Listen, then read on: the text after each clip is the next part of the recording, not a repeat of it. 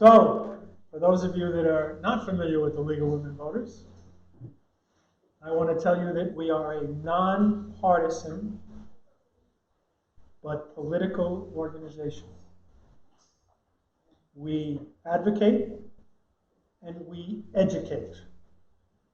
Tonight, and in the recorded versions of this presentation, we want to educate people so that they can act and advocate for the census where they live, no matter where it is, in the state of Florida. The League was established 100 years ago. We're celebrating our centennial. Some of you may have our 2020 Matters stickers on. We think that 2020 Matters is, of course, also a wonderful theme for the census. In 1972, they let us in. But of course, in 1920, for the first time, we were allowed to vote with women. A major improvement. So that's who we are. We are doing this presentation in close consultation with funding from a nonprofit consortium, Florida Counts. You'll also see materials from our county. You'll also see materials from the Census Bureau itself. We'll be talking about those things. So here we are, the League, Florida Counts, and the 2020 Census. So hopefully, like a reasonably good teacher, we want to tell you what we're going to cover in this presentation. We're going to try to describe and define the census, talk about why it's important. One of the things that we don't understand is that the result of the census will determine the number of electoral votes that Florida has in the presidential elections of 2024 and 2028.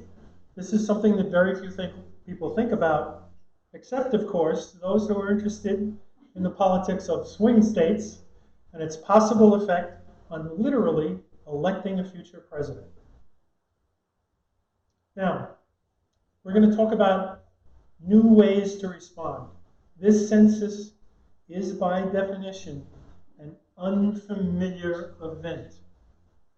It hasn't been done this way before, and we're hoping that you and your friends and the people that see this video are going to help us overcome the confusion and some of the resistance to the new census methodology that's being done this time for the first time in history.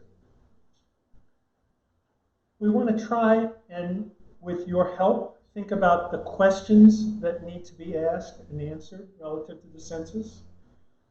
I would want to tell you right now that I would like anybody to interrupt this presentation at any time with a question. And we have a ringer in the room. If it exceeds my knowledge base, there's somebody from the census sitting behind you. And we may call upon him, as we would call upon a jurist, to adjudicate something I said or a question that you have.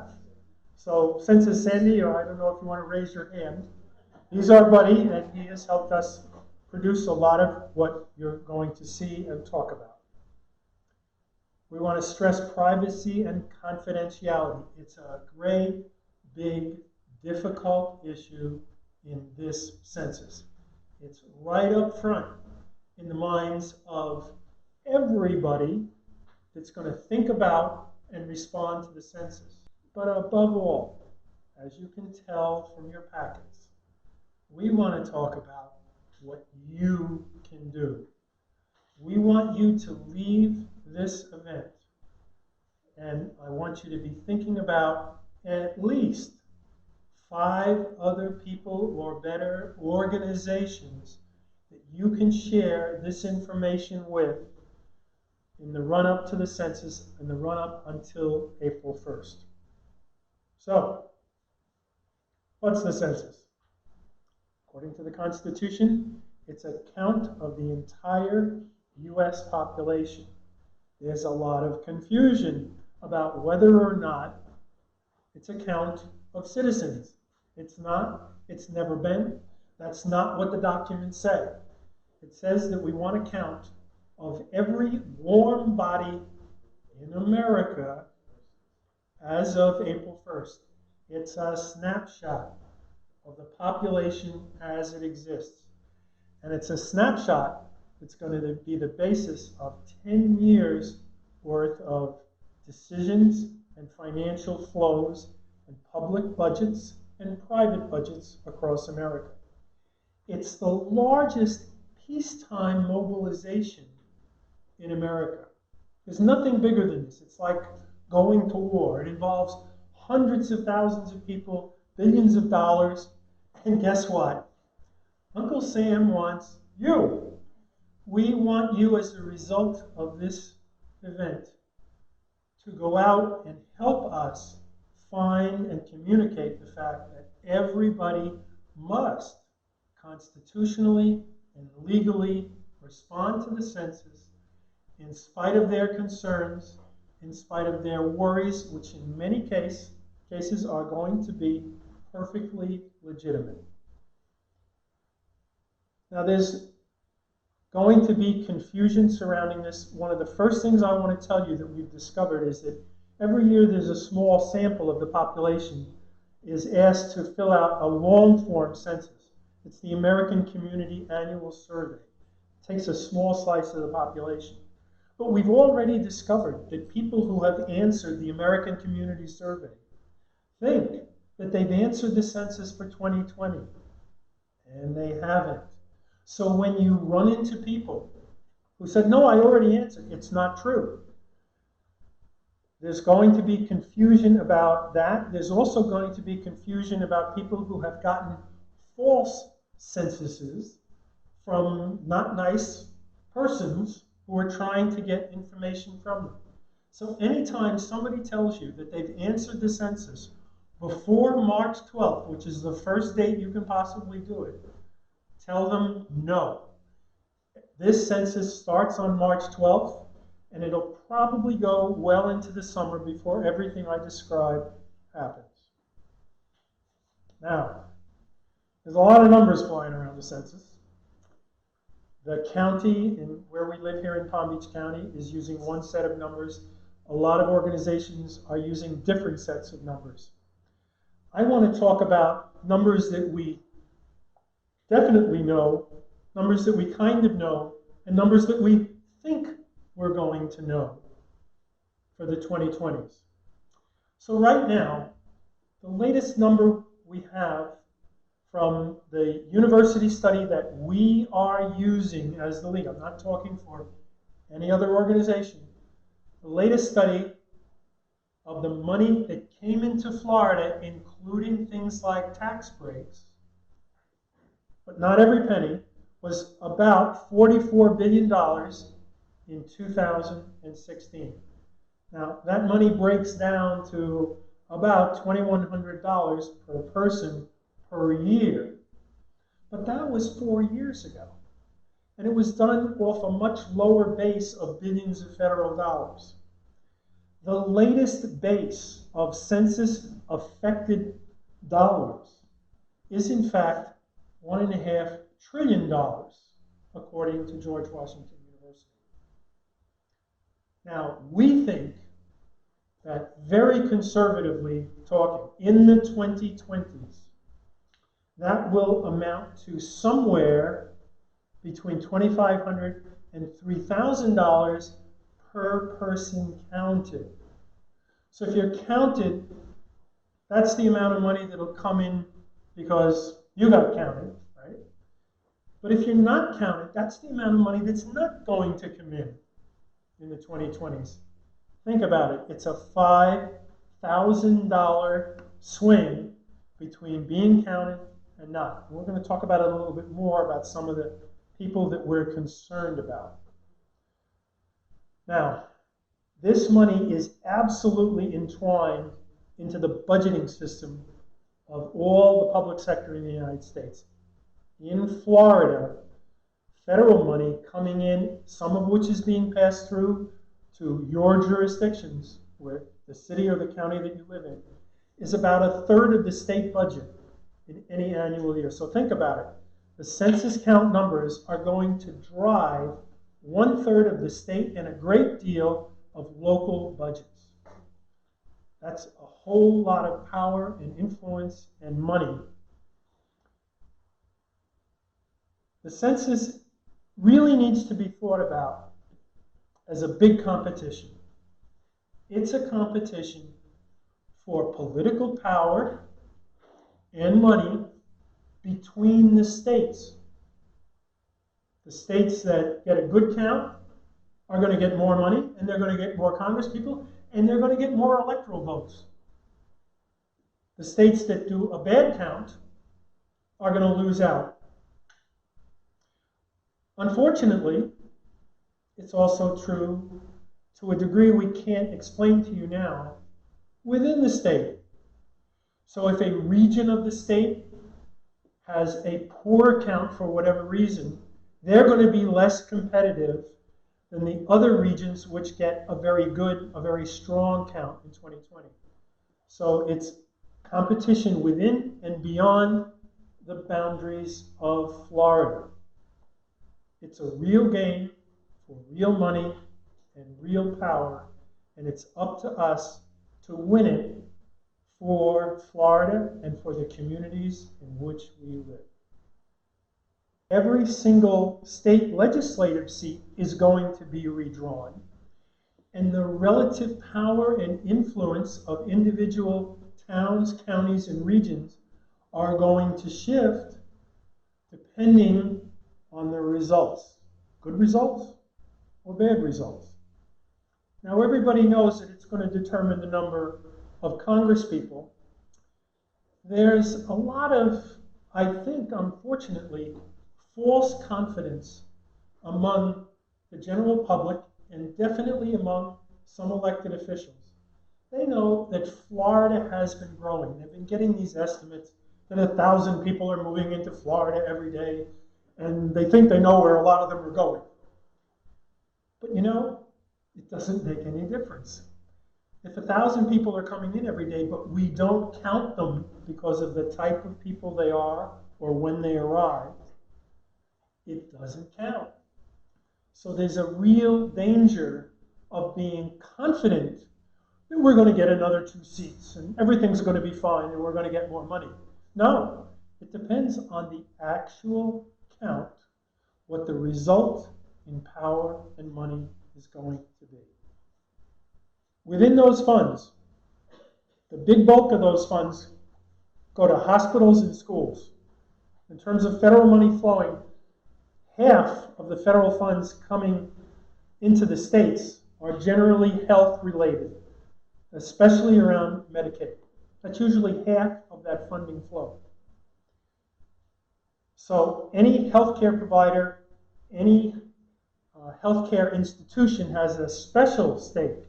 And when you're thinking about who to talk to healthcare providers about the importance of the census and in their supporting and participating in the census as institutions and as individual providers. Schools are another very critical money flow, a very big money flow. And this gets, again, back into some populations we're going to talk about. A lot of people have no clue that emergency services are tied to the census numbers. But the new director of emergency services in Florida, who's responsible for things we really care about, like hurricane planning, where to pre-position the things that are going to be needed in case there is a hurricane disaster, he's going to use the census numbers to figure out how to prepare for those coming events in the 2020s. On the day he took office, I understood he was looking for census numbers to begin to figure out how to organize the work of emergency services in Florida. And there's lots of other things that are important to us. You know, where the rubber hits the road, definitely going to be affected. You'd be amazed at how federal money is honeycombed into things that you think are completely local infrastructure projects. Well, that's not the way it really works. Governments do everything they can to match those federal dollars into whatever plan it's going to be, even when it's masked. You haven't heard any governor or any legislator really stand up and tell you, oh yeah, a third of the money we're going to give you came from Washington. You haven't heard that message. Generally speaking, it's masked. It's all coming from Tallahassee. And that's true in most of the cases. Now, a thing that, again, doesn't get talked about is that business is also very reliant on the census. Now, when we talk to business groups, there's no problem at all getting their attention. They understand that whatever level they're at, whether they're headquarters or a regional office or a local business, they know that these numbers are going to drive investment and jobs. Location decisions, where's the next Publix going to go? Where's that regional headquarters going to go? What about that distribution center for Amazon Prime? Where should that go based on the census numbers? And again, it can go in both directions. Suppose you think that this area has a declining population. What's that going to do to private judgments about money and jobs? Housing, where to put health facilities, a very big issue. When I listen to the people doing business development, they're always talking about how they're going to attract this kind of business or that kind of business and what their strategy is to get that kind of business, whether it's a warehouse or maybe a regional insurance center that's going to handle a lot of administrative work, for example, or maybe it's just an area where they want to put a lot of heavy-duty equipment for the projects that they're going to be running in the coming years. Factories can be very much impacted by this. So we have no idea just how much the census is going to impact the private sector and the development or lack of development in our communities. But we know it's going to happen. And that's another reason why business understands that the census is important and why so many of them are partnering with the census, with Sandy's help. Starting on March 12th and for a couple of days, every known address where you live is going to get an official letter from the federal government. It's going to be an invitation. It's going to have a key code, like a PIN code, a very, very important set of numbers and letters, I think, that's going to be critical to identifying that address and getting the right response. So maybe in my neighborhood, we're going to wake up, we're going to go about our business, we come home and open the mailbox, maybe we've got an invitation to the census. On March 12th, if it's in my mailbox, I will be in a position, and frankly, I will respond to the census. I will go online. I will tell them how many people are going to be in my house on April 1st. I know perfectly well how many people are going to be in my house on April 1st. And I'm going to get that into the database where it's going to be buried for the purposes of privacy and legality. I want my numbers in first, I want them in fast, and I don't want anything else happen. Now, one of the things I'm going to do to prepare for that entry, I'm going to use some of the information we're handing out tonight, the questionnaire. I'm going to know the questions that are going to be asked. I'm going to make a list for my house of those questions, and I'm going to be ready to make those entries. And I'm going to be going at it so that there'll be no opportunity for the program to shut down because I went and had a cup of coffee. To make the program work, you must put in a keystroke at least every 15 minutes. So I'm not going to dink around. It's probably going to take me 10 minutes to make my entries for my 4-person family. If there's a house with 12 people in it, it might take them 3 times as long. All the more reason for them to be aware of the questions, and you'll be able to help them with that, with the information in your packets. They should be ready to make those entries. that computer online entry is the swiftest, safest way to do it. It's going to be buried in an encrypted database. Now, if they can't or they won't do that, immediately, on the day they receive the invitation, they'll be able to go on the phone.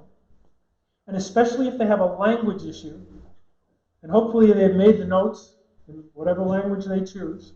Now, here in Florida, we know that English, Spanish, and Creole are the leading languages. But the census will be available by telephone in a lot of languages. So people that have a language barrier can use the phone to overcome that.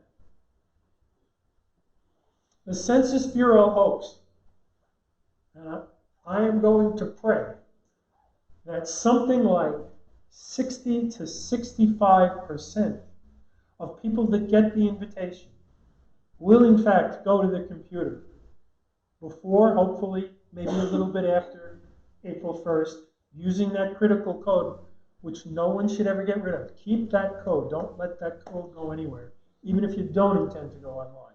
That code's important, just like the PIN code for your bank. Reminders will be sent out in short order if you don't respond. Finally, sometime around Easter, around the middle of April, somewhere around there, the form that everybody's familiar with, especially old guys like me, the thing we're used to, is actually going to arrive. But it's going to be late. People like me, snowbirds, seasonal residents, who leave at the holidays, right after the holidays or right before the holidays, are probably going to miss that familiar mail response. That's a big disadvantage to Florida because there are so many people like me, and those of you that are going to view this in the audience. One of the reasons to keep the key code is that you can leave here if you haven't gotten it. You can go to Connecticut with me, and you can still go on the computer, use the key code, and respond for your Florida address. Okay? As long as you have the key code, that's what we want you to do. Now, people who have 2 addresses or more have a choice. But we are the advocates of Florida. I could fill it out in Connecticut. I could fill it out here. We want you and everybody that sees this to be an advocate to fill it out and answer for Florida, because we have this big population that we have to provide services to, and we want to be able to capture as many of those people. On my block, there's a bunch of Canadians. They're going to be here on April 1st.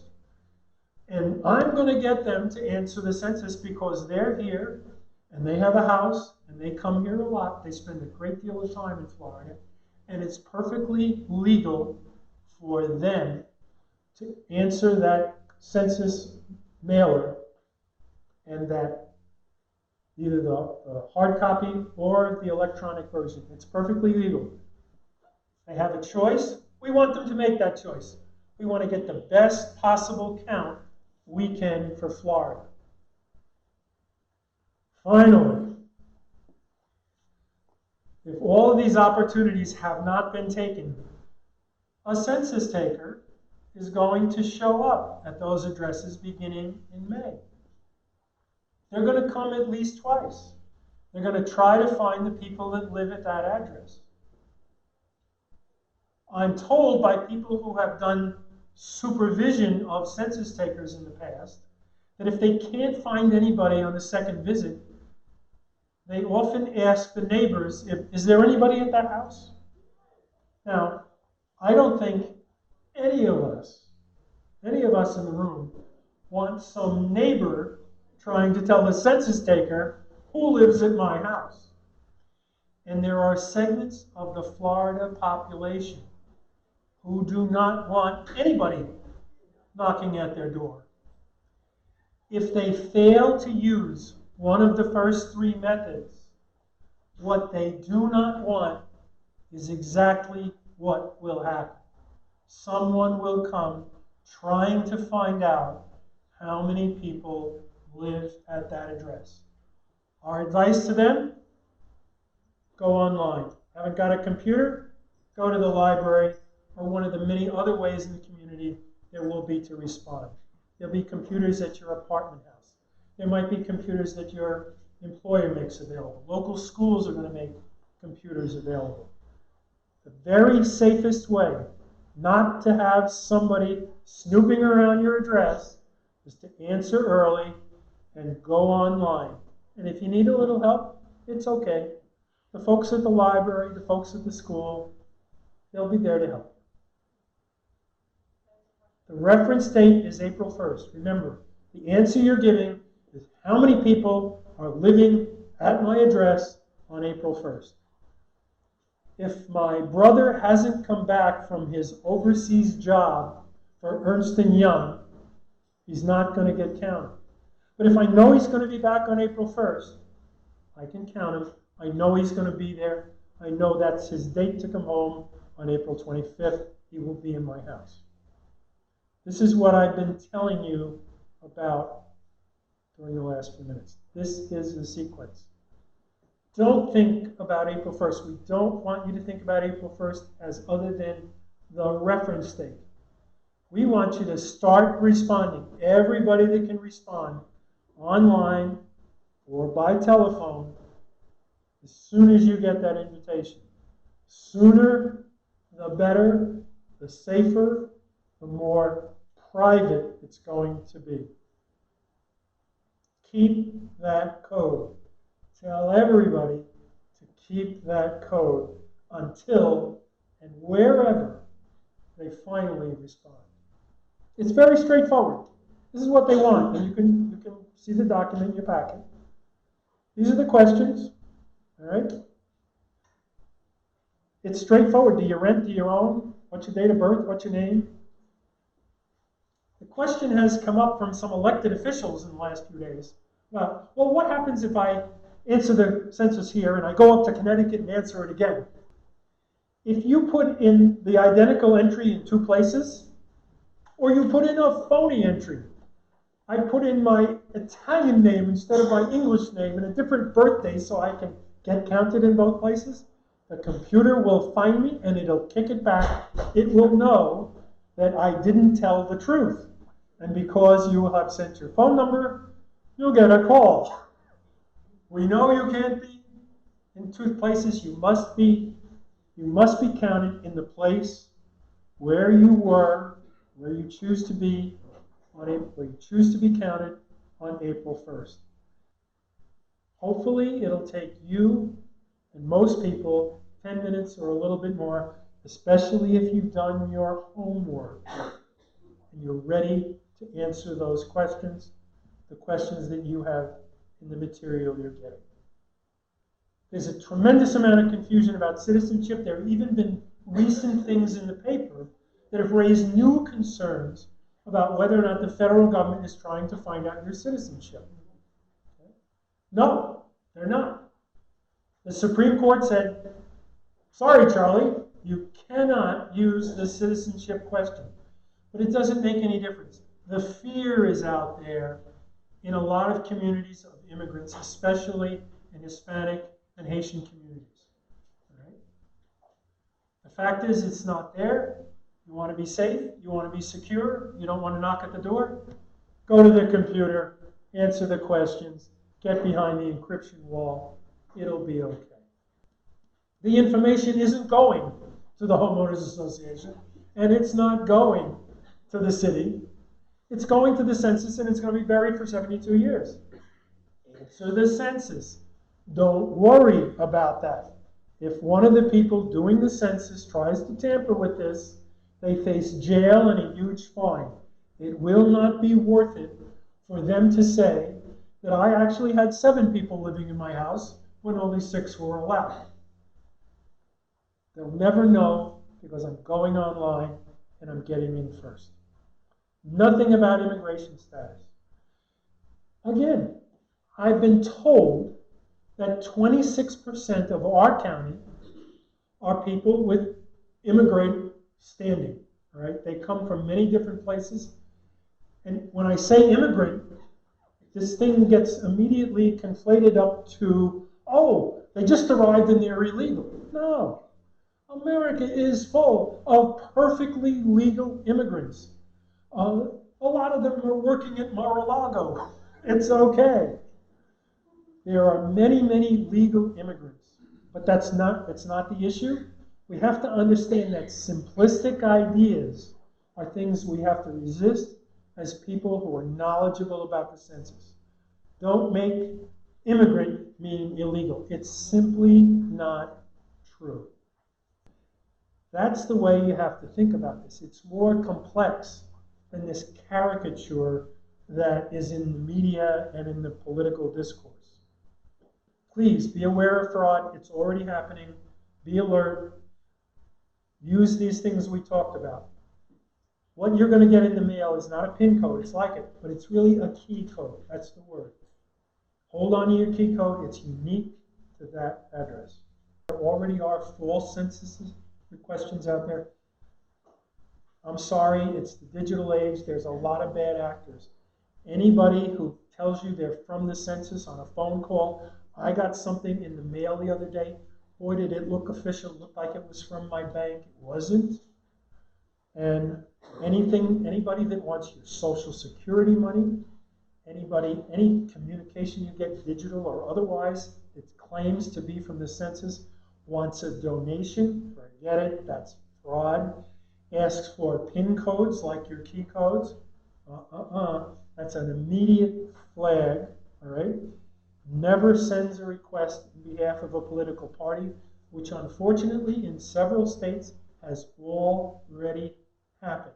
It has nothing to do with political parties. The penalties, I believe, are $250,000 in fines, and I think you can go to prison for 5 years if anybody working for or knowledgeable about the census data or to reveal it to anybody.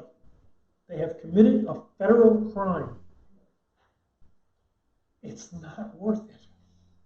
It's simply not worth it. So you've got to be on guard, knowing that you want to be behind that encrypted database for 72 years. This is really, really a place to focus.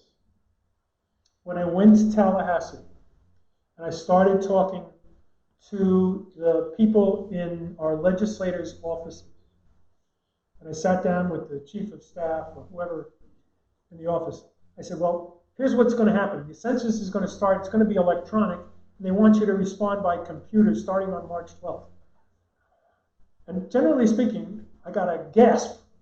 Wait a minute, the seniors in my district aren't going to do that. They're going to step back, they're going to say, oh, wait a minute, I'm going to get hacked. I'm not going to do this, it's not familiar to me. I don't like computers. I only want to do that paper form. So this is an honest-to-God response from knowledgeable, civically involved Floridians. They know that seniors are a serious problem. Almost nobody thinks about young children not getting counted. But this is a historic undercount for reasons nobody understands. Parents keep filling out and responding to the census, and they don't count the younger children, especially the children that are not yet in school. But hey, remember the money we talked about? Those kids are going to be in that school in 2 or 3 years. The question is, will the funding be there to pay for them or not? Will the money for your kids have to be shared for the kids, with the kids who were not reported? Very, very important.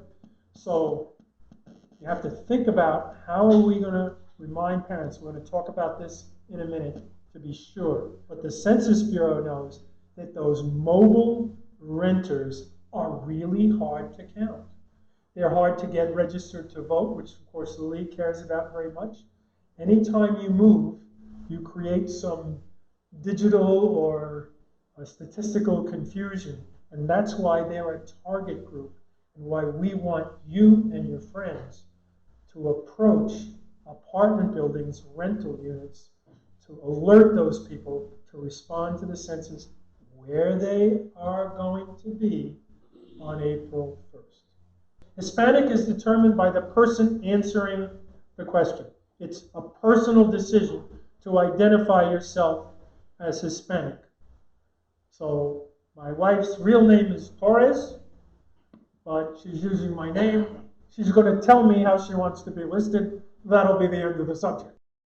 From my own perspective, having worked for the federal and state governments many years, I know that there's a lot of people in the Hispanic community who want that data. It's a matter of expressing their presence and, frankly, their political force. It helps make them important. Any minority that enters that information in here, it shows them as a political force within the place where it was entered. It's something they prefer. Non-English speakers. I understand that we have a whole community of Finnish people that show up every winter. And a lot of them, they're in an enclave not too far from here. I didn't know there was a Finnish festival until last year. But they're a good example of people who are an enclave. They're a winter enclave. We want them counted. We want materials and people to go to the Finnish festival and remind them with using their neighborhood leaders and their friends in their own associations to please answer the census. Please do it. We'd like you to be counted. We know you're coming back. And we want to give you the public services. We want you to help us make Florida count. Talked about people like me. Now, the disabled are always an issue. For those of you that have done door-to-door canvassing of any type, sometimes it's very difficult for that person in the wheelchair to answer the knock on the door, to be found. Maybe they have a sight problem and they need help answering. Maybe they're your 94-year-old mother and they need help entering this information, and you have to do it for them. Okay? There's a lot of people with different kinds of disabilities. A lot of them are hard to count. We want everyone we can count. Low-income people who are also more mobile and who worry about the government and who have an awful lot of problems, and the census doesn't look like one of them. Those people need to be sought out. Now, within that population is obviously who? Who's in the low-income population? The really low-income population. The homeless.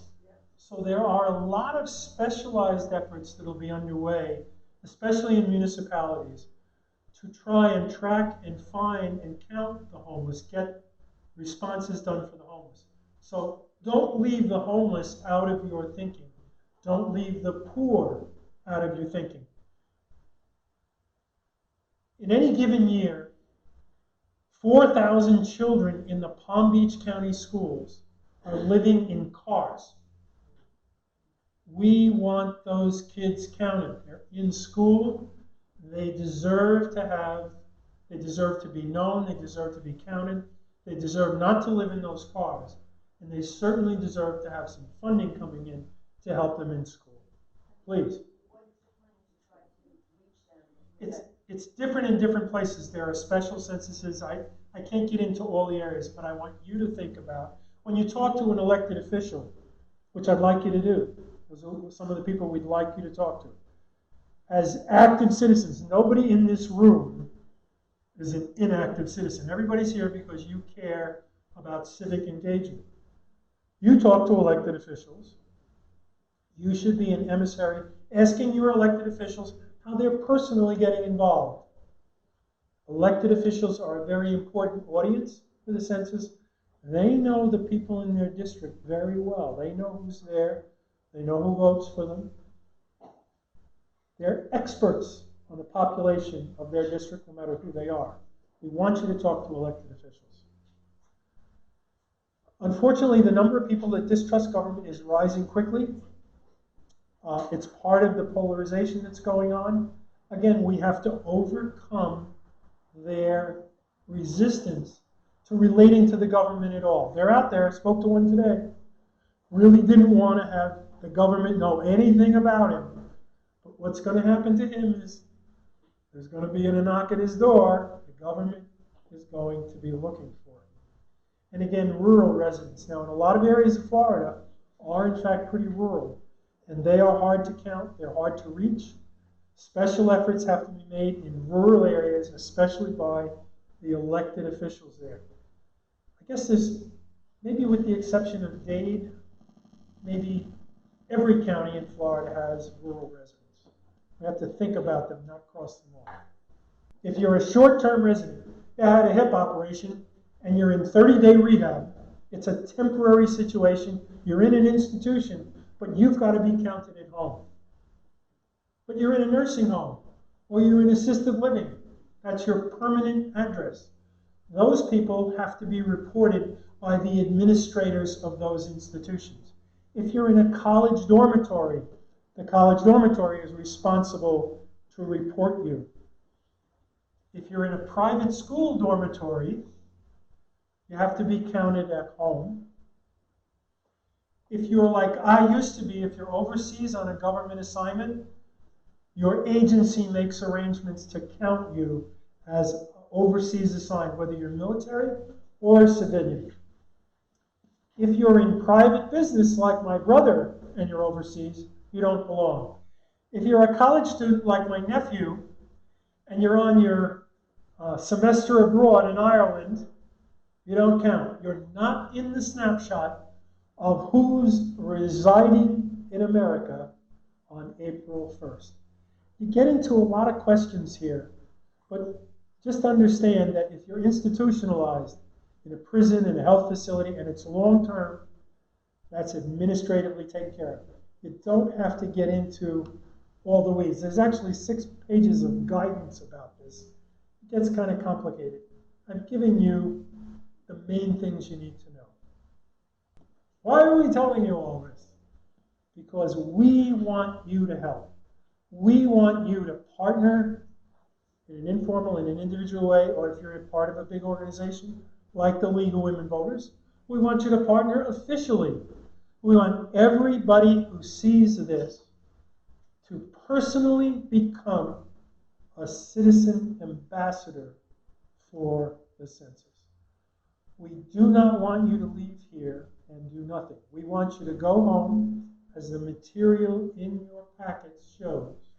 We want you to alert people you know, whether they're in your family, the Canadians across the street, people who are waiting with you for your children to come out of school, folks who are coming to the annual town festival that Delray has every winter. I don't care who they are.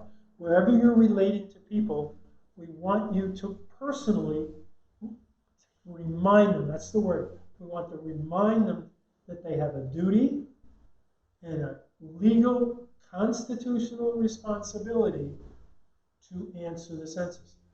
We want you to be the carriers of this information as individuals, and we want you to do it also in the organizational settings where you live. You're a church. We want you to do it in your association where you live. Pretty much everybody in Florida is in a residence association or in an apartment house, or they belong to a club. We're all organized in some way. We want everybody experiencing this presentation to think about what kinds of circumstances and places and organizations that you personally relate to, that you can put in a good word about the census. You don't have to be an expert. All you need to do is send them to the websites that are in the information we're giving you. A really good one is lwvfl.org.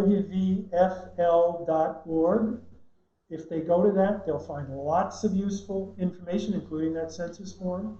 If they go to 2020census.gov, they'll not only find information, they could apply for a job there. They can get information in Spanish at 2020census.gov. It's not that you're an expert. You're the person ringing the bell. You're the person or the organization, whoever you are, that's alerting them that they must respond to the census. And then you want them to go to those places and get the information that they need to begin to respond on March 12th. Give me some examples from the floor. Tell me something personal to you where you could go and alert people to the importance of answering the census and getting more information.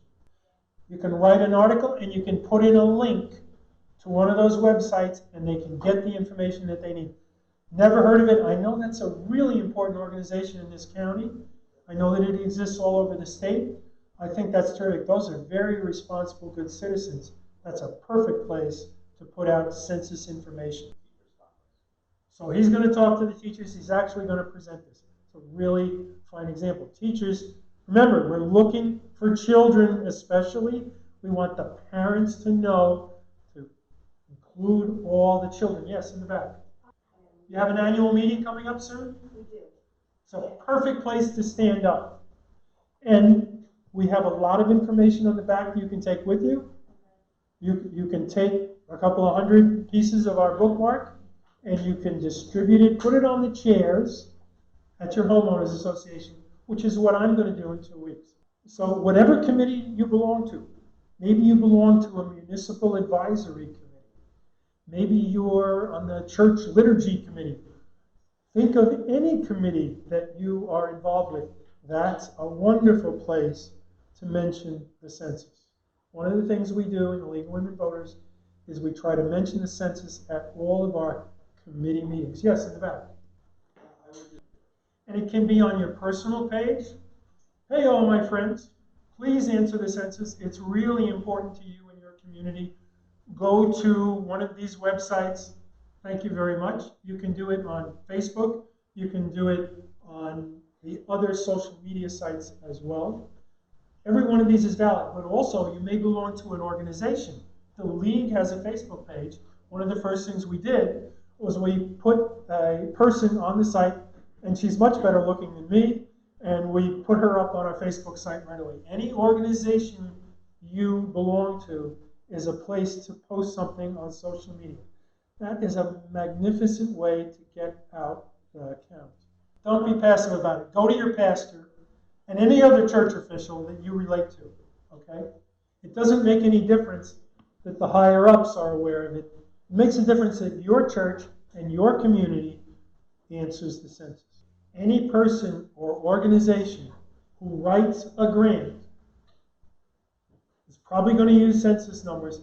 Any organization or person involved in grant funding should be a census ambassador. There are people in this room who can get on a radio or a television show. We want you to do it.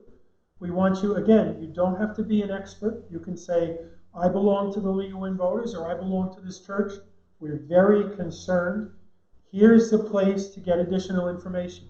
If you use the information we've provided along with this presentation, you'll get enough talking points to be reasonably informed through not only this presentation, but the materials that we've provided to you. Yes, Virginia. I got a newsletter from a legislator 2 days ago. I immediately wrote back, please put this link in your next newsletter. If you haven't gotten a newsletter and you know who they are, call them anyway and ask, please put a link in. Your city council members do the same thing. I'm not too worried about our county council members, but any elected official should be asked to put a census link in anything that's going out. You can talk to their staff. I've asked every legislator from our county publicly to support the census. In fact, if you have an elected official, like Mayor James here in West Palm Beach, if they'd like to put it in their resume that they were census champions, you can go online. There's an organization. They can put in the information that they're supporting the census, and they will be designated nationally as a census champion. There's a lot of municipal officials in Florida that are signing up to be census champions, and they're putting it in their resume. Right. So here's an important institution that's really working with a lot of those people that are hard to count, right? Legal Aid Society, right? Give him 1,000 bookmarks, like we did yesterday to the county tax collector. Give him 1,000 bookmarks. Ask him to be a census supporter, a champion if he wishes, ask him to have his people hand out census information to that critically important population that we're trying to count. Ask him to be a census outreach center, as our constitutional tax collector has done. She's not only distributing material, she put it in her newsletter to everybody that the census is important. Elected officials are critical. Do you have another one? Yes. The appraiser's office, yes. And we've approached other elected officials that are not legislators, all right? But every elected official, every city manager can help. Immigrant detention centers, that's one I haven't been asked. I've got to assume that because they're permanently there and they're an institution, that they will be required to answer on who's at that location as of April 1st. It fits the institutional requirement. Sandy's saying yes, so I think that's a good answer.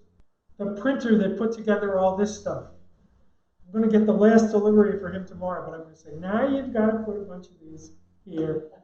People are coming in. If people want more, you know how you can print them. There's tons of small businesses.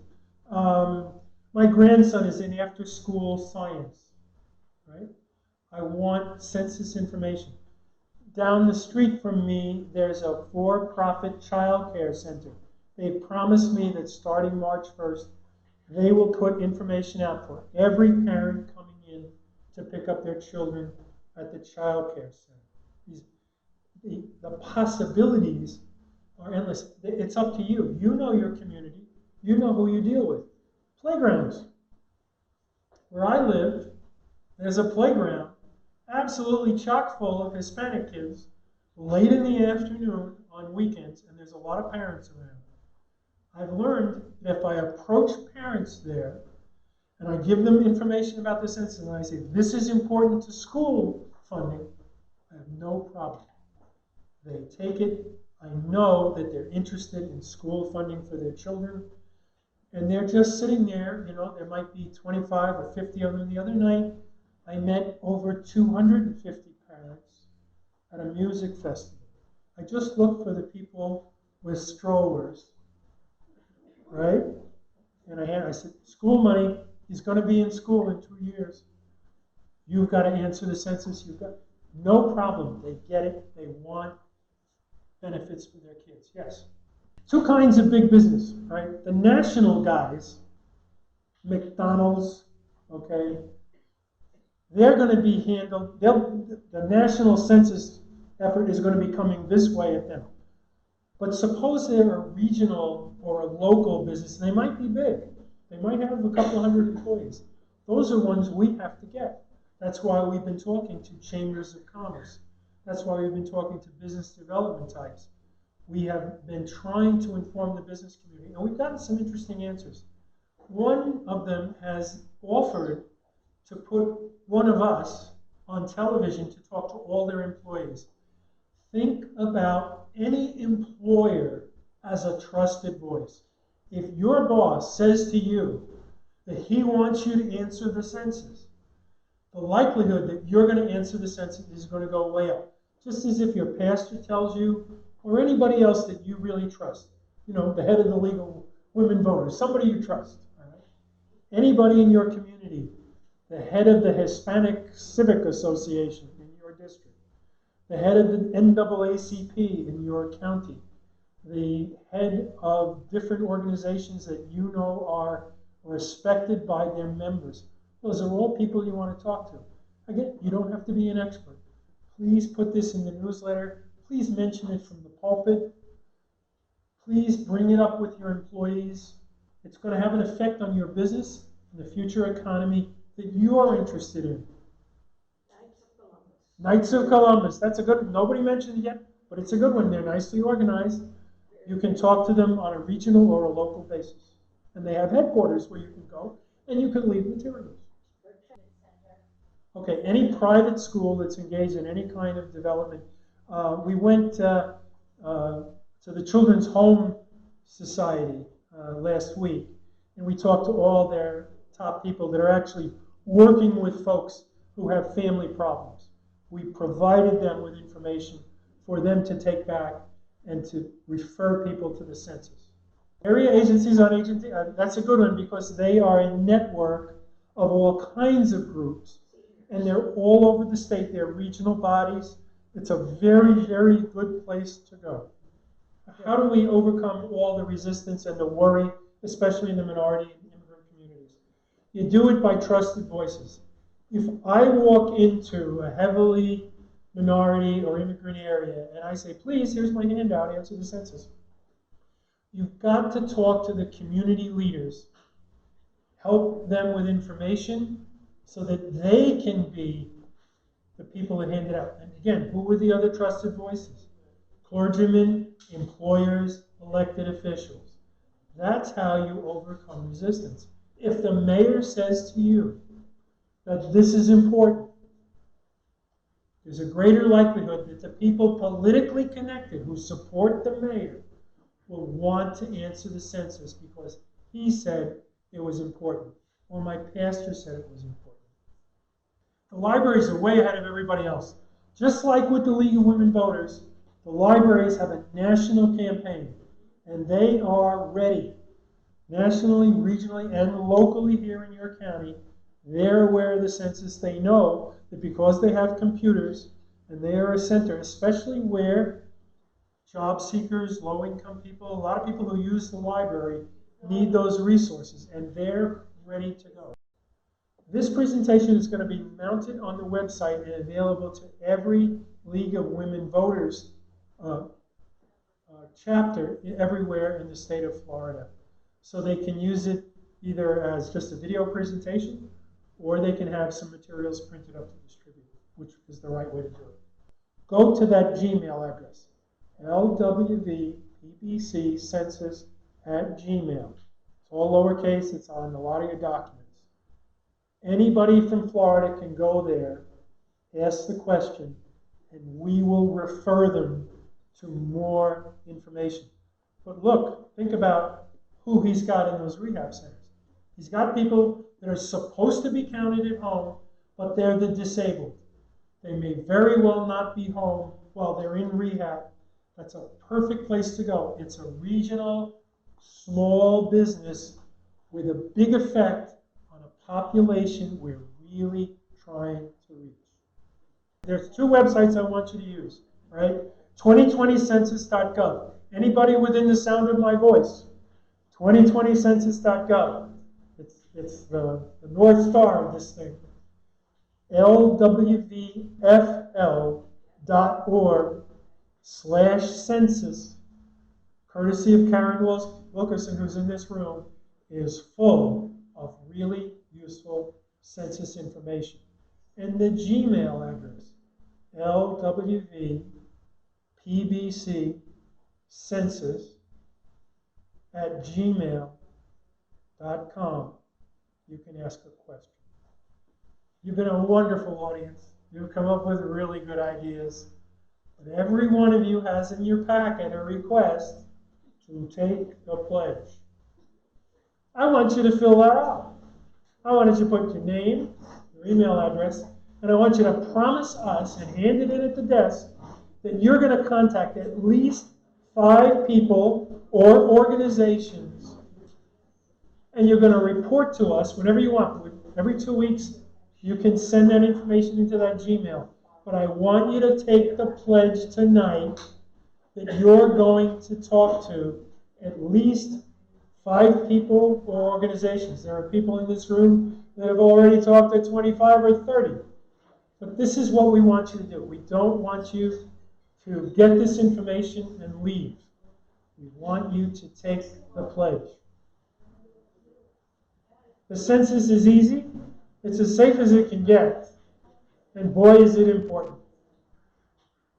We think we can reach 3,000 or more people by having League members throughout the state of Florida take the pledge and repeat this in their communities and their organizations. I want to take this moment to thank the 350 people who are watching this on live stream on the internet. Thank you so much. We all appreciate you.